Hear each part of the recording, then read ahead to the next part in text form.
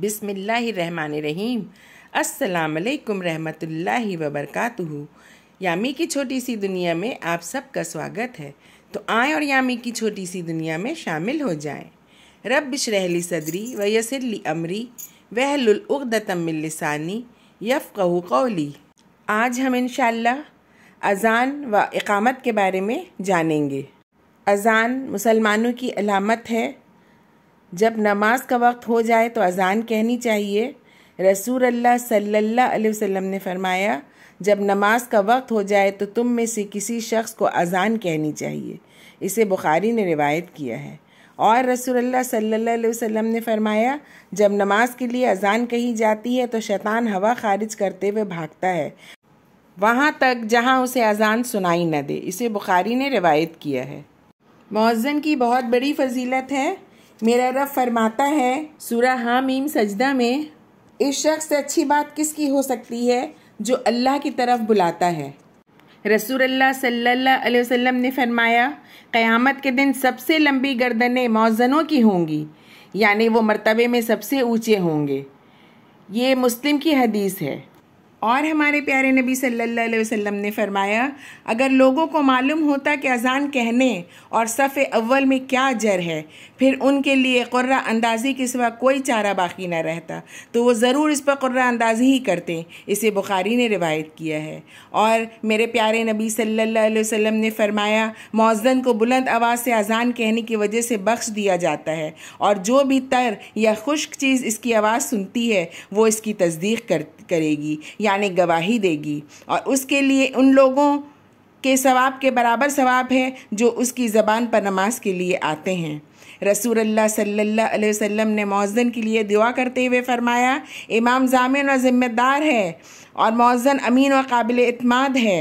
ए अल्लाह, इमामों को सही इल्म व अमल की हिदायत दे और मुअज़्ज़िनों की बख्शिश फरमा। इसे अबू दाऊद ने रिवायत किया है। और मुअज़्ज़िन की फ़जीलत बयान करते हुए हमारे प्यारे नबी सल्लल्लाहु अलैहि वसल्लम ने फरमाया, आपका रब बकरियों के इस चरवाहे से खुश होता है जो पहाड़ की चोटी पर अज़ान कहता और नमाज पढ़ता है। अल्लाह अज़्ज़वजल फरमाता है, मेरे इस बंदे को देखो, मुझसे डर कर और अज़ान कह रहा है और नमाज पढ़ रहा है। मैंने इसे बख्श दिया और उसे जन्नत में दाखिल कर दिया। इसे निसाई ने रवायत किया है। अज़ान की बहुत बड़ी फजीलत है। अज़ान की आवाज़ सुनकर लोग मस्जिद में नमाज के लिए जाते हैं। अज़ान कहने के कुछ आदाब हैं। बुखारी की हदीस है, रसूल अल्लाह सल्लल्लाहु अलैहि वसल्लम ने फरमाया, ए बिलाल, खड़ा हो और नमाज के लिए अज़ान कह। क़िबला रुख होकर अज़ान कहनी चाहिए। हज़रत बिलाल रज़ी अल्लाह अन्हु अज़ान कहते हुए उंगलियां कानों में रखते थे।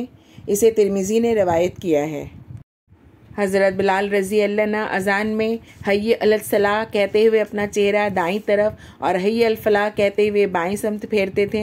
इसे बुखारी ने रवायत किया है। अज़ान उस आदमी को कहनी चाहिए जिसकी आवाज़ अच्छी व खूबसूरत हो। और सैयदना अबू महज़ूरा रज़ी अल्लाह अन्हु फरमाते हैं कि रसूल अल्लाह सल्लल्लाहु अलैहि वसल्लम को उनकी आवाज़ पसंद आई, इसलिए आप सल्लल्लाहु अलैहि वसल्लम ने उन्हें अज़ान सिखाई। अज़ान बुलंद आवाज़ से कहनी चाहिए। सैयदना अबू सईद खज़री रज़ी अल्लाह अन्हु ने एक शख्स से फरमाया, जब तू नमाज के लिए अज़ान कहे तो बुलंद आवाज़ से कहे। इसे बुखारी ने रवायत किया है। स्पीकर ना हो तो बुलंद जगह अज़ान कहनी चाहिए।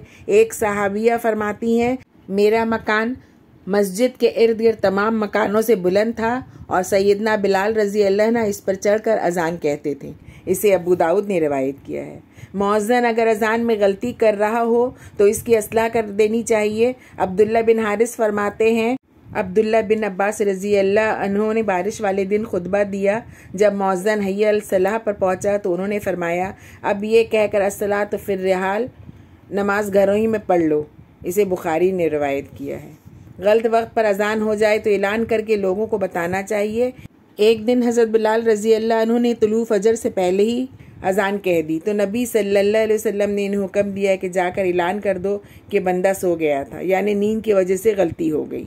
इसे अबू दाऊद ने रिवायत किया है। अज़ान कहने पर उजरत लेने में इख्तिलाफ है, क्योंकि एक हदीस में है कि आप सल्लल्लाहु अलैहि वसल्लम ने उजरत पर मुअज़्ज़िन रखने से मना किया, और एक हदीस में है कि आप सल्लल्लाहु अलैहि वसल्लम ने अबू महज़ूरा रज़ी अल्लाह अन्हु को अज़ान देने पर एक थैली दी जिसमें चांदी की कोई चीज़ थी। आजकल अज़ान से पहले बाज़ लोग ख़ुद साख्ता दरूद अस्सलातु वस्सलाम अलैका या रसूल अल्लाह वगैरह पढ़ते हैं। रसूल अल्लाह सल्लल्लाहु अलैहि वसल्लम के मुबारक दौर से खुलफाए राशिदीन, साहिबा कराम, ताबईन, अज़्ज़ाम व आइमा के अहद तक किसी भी वक्त में ऐसे अल्फाज का सबूत नहीं मिलता। आज़ान के अल्फाज ये हैं: अल्लाहु अकबर, अल्लाहु अकबर, अल्लाहु अकबर, अल्लाहु अकबर, अशहदु अल्ला इलाहा इल्लल्लाह, अशहदु अल्ला इलाहा इल्लल्लाह, अशहदु अन्ना मुहम्मदर रसूलुल्लाह, अशहदु अन्ना मुहम्मदर रसूलुल्लाह, हय्य अलस सलाह, हय्य अलस सलाह, हय्य अलल फलाह, हय्य अलल फलाह, अल्लाहु अकबर, अल्लाहु अकबर, ला इलाहा इल्लल्लाह। और फजर की अजान में हय्य अलल फलाह के बाद ये अल्फाज भी कहें: अस्सलातु खैरु मिनन नौम, अस्सलातु खैरु मिनन नौम। ये अबू दाऊद की हदीस है। और इक़ामत में ये कलमात कहे जाते हैं: अल्लाहु अकबर, अल्लाहु अकबर, अशहदु अल्ला इलाहा इल्लल्लाह, अशहदु अन्ना मुहम्मदर रसूलुल्लाह, हय्य अलस सलाह, हय्य अलल फलाह, क़द क़ामतिस सलाह, क़द क़ामतिस सलाह, अल्लाहु अकबर, अल्लाहु अकबर, ला इलाहा इल्लल्लाह। इसे अबू दाऊद ने रिवायत किया है। इक़ामत में हय्य अलस सलाह और हय्य अलल फलाह कहते हुए दाएं और बाएं गर्दन घुमाना साबित नहीं है। सफ़र में भी अज़ान, इक़ामत और जमात बहुत ज़रूरी हैं, क्योंकि हमारे प्यारे नबी सल्लल्लाहु अलैहि वसल्लम ने सफ़र पर जाने वाले दो आदमियों से फरमाया: जब तुम सफ़र पर निकलो तो रास्ते में अज़ान कहना, फिर इक़ामत कहना, फिर तुम में से जो बड़ा है वो जमात कराए। इसे बुखारी ने रिवायत किया है। सफ़र में सवारी पर बैठकर अज़ान कहना जायज़ है। सैयदना अब्दुल्ला बिन उमर रज़ी अल्लाह अन्हु सफ़र में सवारी पर अज़ान कहते और नीचे उतरकर नमाज अदा करते थे। अकेले आदमी को बाजमात नमाज पढ़ने के लिए अज़ान व इक़ामत कहनी चाहिए। रसूल अल्लाह सल्लल्लाहु अलैहि वसल्लम ने फरमाया: आपका रब बकरियों के इस चरवाहे से बहुत खुश होता है जो पहाड़ की चोटी पर अज़ान कहता है और नमाज पढ़ता है। तो अल्लाह ताला फरमाते हैं कि मेरे इस बंदे की तरफ देखो जो अज़ान कहता है और नमाज के लिए इक़ामत कहता है, वो मुझसे डरता है। यकीनन मैंने अपने बंदे को माफ़ कर दिया और मैं उसे जन्नत में दाखिल करूँगा। इसे निसाई ने रवायत किया है। अगर नमाज़ें जमा हो जाएं तो अज़ान सब नमाज़ों के लिए एक होगी, जबकि इक़ामत हर नमाज के लिए अलग अलग होगी। क्योंकि सैयदना जाबिर रज़ी अल्लाह अन्हु रसूल अल्लाह सल्लल्लाहु अलैहि वसल्लम के सफ़र हज के हवाले से फरमाते हैं: फिर सहाबी रसूल अल्लाह सल्लल्लाहु अलैहि वसल्लम ने अज़ान और इक़ामत कही और रसूल अल्लाह सल्लल्लाहु अलैहि वसल्लम ने ज़ोहर की नमाज़ पढ़ाई। सहाबी ने फिर इक़ामत कही और आप सल्लल्लाहु अलैहि वसल्लम ने असर की नमाज़ पढ़ाई। इसे मुस्लिम ने रिवायत किया है। एक जमात अगर हो चुकी हो और कुछ लोग दूसरी जमात कराना चाहते हैं तो इन्हें अज़ान व इक़ामत कहनी चाहिए। बुखारी में हदीस है कि सैयदना अनस रज़ी अल्लाह अन्हु मस्जिद में तशरीफ़ लाएं, जमात हो चुकी थी तो उन्होंने अज़ान और इक़ामत कही और जमात करवाई। इसे बुखारी ने रिवायत किया है। दूसरी जमात अज़ान के बगैर भी जायज़ है। दूसरी जमात वालों को इक़ामत ज़रूर कहनी चाहिए, क्योंकि रसूल अल्लाह सल्लल्लाहु अलैहि वसल्लम हर जमात के साथ इक़ामत कहलवाते थे। अगर एक आदमी ने तन्हा नमाज शुरू की लेकिन बाद में एक और आदमी जमात की नियत से साथ मिल गया और उन्होंने बाजमात नमाज शुरू कर दी तो इन्हें अज़ान व इक़ामत की ज़रूरत नहीं, क्योंकि रसूल अल्लाह सल्लल्लाहु अलैहि वसल्लम ने एक शख्स को तन्हा नमाज पढ़ते देखा तो फरमाया: कौन इस पर सदका करेगा, यानी इसके साथ नमाज पढ़कर। तो एक आदमी खड़ा हुआ और इसने इसके साथ बाजमात नमाज पढ़ी बग़ैर अज़ान व इक़ामत के। इसे तिरमिज़ी ने रवायत किया है। नमाज क़ज़ा हो जाए तो भी जमाअत करवाने के लिए अज़ान और इक़ामत कहनी चाहिए। सैयदना अबू क़तादा रज़ी अल्लाह अन्हु एक सफ़र का हाल बयान करते हैं कि कोई भी सुबह के वक्त बेदार ना हो सका और जब रसूल अल्लाह सल्लल्लाहु अलैहि वसल्लम बेदार हुए तो सूरज तुलू हो चुका था। तो आपने फरमाया: ए बिलाल, उठ और नमाज के लिए अज़ान कह। फिर आप सल्लल्लाहु अलैहि वसल्लम ने वज़ू किया। फिर जब सूरज बुलंद होकर चमकने लगा तो आप सल्लल्लाहु अलैहि वसल्लम खड़े हुए और नमाज पढ़ाई। इसे बुखारी ने रिवायत किया है। रात के वक्त फजर से कबल अज़ान कहना जायज़ है। रसूल अल्लाह सल्लल्लाहु अलैहि वसल्लम ने फरमाया: बिलाल की अज़ान तुम्हें सहरी खाने से रोक न दे, क्योंकि वो रात के वक्त अज़ान देते हैं ताकि जो नमाजी नमाज पढ़ रहे हैं वो रुक जाएं और जो लोग सोए हुए हैं वो बेदार हो जाएं। इसे बुखारी ने रिवायत किया है। रात और फजर के अज़ान में कोई ज़्यादा वक्फ़ा नहीं होता था। मुस्लिम में रावी हदीस बयान करते हैं कि इन दोनों अज़ानों में इतना वक्फ़ा होता कि एक अज़ान देकर नीचे उतर रहा है और दूसरा अज़ान देने के लिए ऊपर चढ़ रहा है। इसे मुस्लिम ने रिवायत किया है। अज़ान व इक़ामत सिर्फ फ़र्ज़ नमाज के लिए है, नफिल के लिए नहीं। अज़ान व इक़ामत के अल्फाज में कमी बेशी या तब्दीली करना बिदअत है। जनाब मुजाहिद रहमतुल्लाह अलैह फरमाते हैं, मैं अब्दुल्ला बिन उमर रज़ी अल्लाह अन्हु के साथ था कि एक आदमी ने ज़ोहर या असर की अज़ान में तस्वीब की, यानी बाद में अस्सलातु खैर मिन नौम वगैरह कहा, तो वो फरमाने लगे मुझे यहाँ से ले चलो, ये बिद्दत है। अब इसे अबू दाऊद ने रिवायत किया है।